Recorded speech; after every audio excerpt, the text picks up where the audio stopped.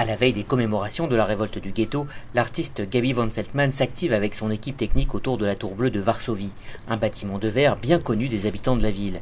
Il y a 80 ans, s'élevait ici la grande synagogue de Varsovie, détruite le 16 mai 1943 par les nazis pour marquer l'anéantissement du ghetto après la révolte. Gabi a eu l'idée il y a 10 ans de projeter sur la façade des images de la synagogue et de la vie juive disparue. Après la Deuxième Guerre mondiale, il n'y a même pas un seul bâtiment juif qui a été reconstruit à Varsovie. Un jour, je suis allée au cinéma, ici, de l'autre côté de la place, et il y avait le coucher de soleil, et je pouvais voir le soleil se refléter sur ce bâtiment, qui est fait de verre et de métal. Je me suis dit à ce moment-là, si on peut voir le soleil, on peut voir une projection de la synagogue. Et puis une autre question s'est posée.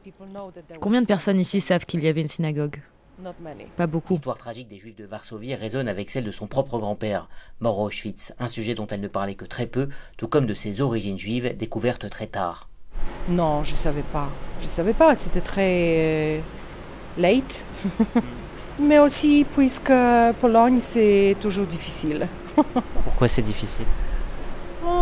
C'est un pays catholique. Mise en place pour la première fois lors du 75e anniversaire du soulèvement du ghetto, cette installation est devenue un rendez-vous chaque 19 avril.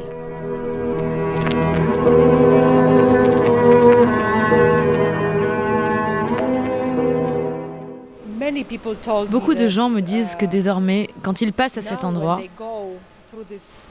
ils voient la synagogue dans leur imagination. C'est devenu comme un rituel. Les gens vont voir l'autre monument, le monument Rapaport, à côté du musée Pauline. Et puis le soir, ils viennent ici, voir ce monument virtuel. Malgré le succès de son installation vidéo, Gabi von Zeltman se montre de plus en plus inquiète quant au rapport des Polonais à leur histoire. J'avais l'impression que c'était beaucoup mieux. Et il y a 8 années, quand notre gouvernement a changé, ce sujet est devenu encore une fois politique.